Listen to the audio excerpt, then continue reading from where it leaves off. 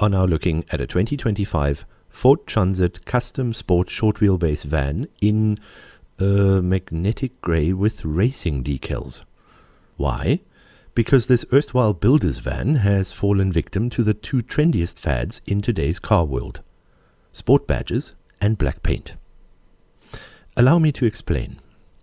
Like my older brother, who spent most of his teenage years rebelling through a full-blown goth phase, this test vehicle would have respectable members of society immediately gather into a whispering huddle with the occasional pointy finger. And eventually, one of them would sheepishly ask what this is all about. The short answer, which should resonate with goth parents, is that it's probably just a phase, and that there's a charming core underneath all that black mascara. The sinister paint and those fugly wheels were the visually worst bits to most observers, because the rest of the sport-specific editions are most welcome. Over and above the standard Transit box van, you get body-colored bumpers and mirror caps, loads of racing stripes, LED light clusters, snazzy seat material, 13-inch touchscreen infotainment system, digital gauge cluster, 5 drive modes. Oh, and they turned the turbocharger up a bit. In the base model, Ford's 2-litre single-turbo diesel 4-pot churns out 100 kilowatts or 360 newton-meters, while this unit offers 125 kilowatts or 390 newton-meters. You also get 8 self-shifting gears as opposed to the base Transit's 6 DIY ratios. Our best 0 to 100 sprint time was 10.81 seconds, while the top speed is, irrelevant. Ford alleges 180 kilometers an hour. Claimed average diesel use from the 55-litre tank is 8 litres per 100 kilometers, 0.2 less than the regular version. Plus there's a small reduction in average CO2 output as well, not that anyone cares. What most people care about is the price, which is currently 938,000 Rand, or 177,000 more than the base version, which includes a 4-year 120k warranty and an optional 6-year 90,000 kilometer service plan.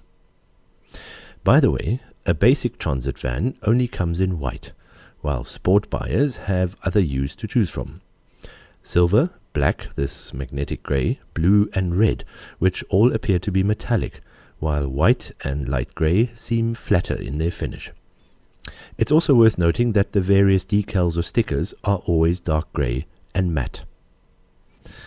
I guess we should finally deal with that collective head-scratcher we all experienced.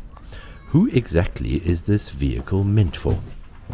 Has Ford honed in on a vast group of gothic van drivers none of us knew about?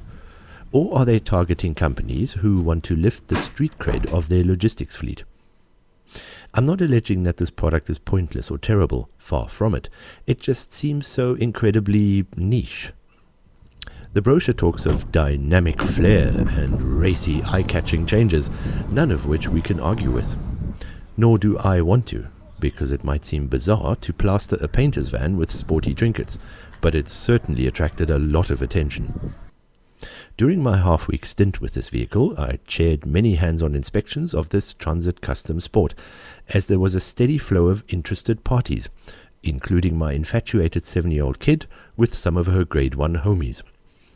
Given the choice between a ride in this grey box or a convertible Mercedes CLE with lipstick red leather, they unanimously voted for the van. More grown-up observers with access to easy financing were equally enamored. Many business owners and tradespeople oohed and ahed at the fancy cab, then prodded and poked around the basic rear van part, checking floor integrity and inspecting sliding door hinges, with one observer coming to an amusing conclusion. It's like a reverse mullet, party at the front and business at the back.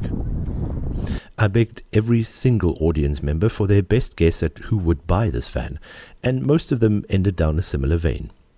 A small business or single operator who wants to make a statement or portray an upmarket image, but still requires the no-nonsense simplicity of a 3-door van body.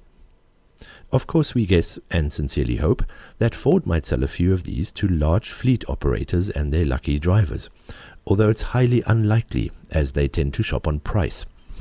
And a surcharge of almost 180,000 Rand is a backbreaker in corporate circles. unless it comes with convenient financing and or one of the sport-specific inclusions are deemed non-negotiable. Driving a half-tarted up van is fairly similar to piloting a regular box on wheels, although this one obviously has a fancy screen and nicer seats.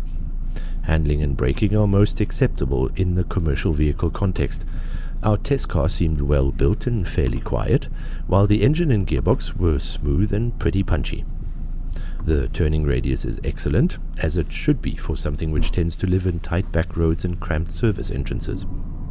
Rear visibility is obviously dodgy, but Ford includes park peepers and a backup camera, as well as active lane, crash and cruise assistance in the standard driver assistant packs number 2 and 5. And no, we don't know what happened to packs number 1, 3 and 4. Right. In an effort to start summing up, we all enjoyed our time with this 2025 Ford Transit Custom Sport van way more than we thought possible. Not because of the way it drives, which is quite pleasant, but for the crowds of confused onlookers it would pull.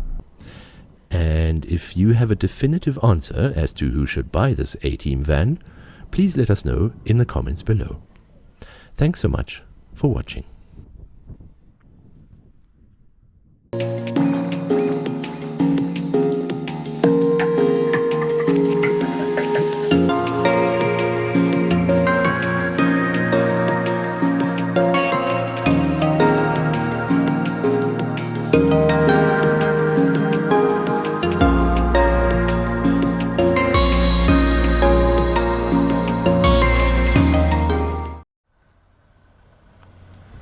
Okay, this is a video for yourself. 20 past 2, half past 2 in the afternoon. All hell breaks loose here.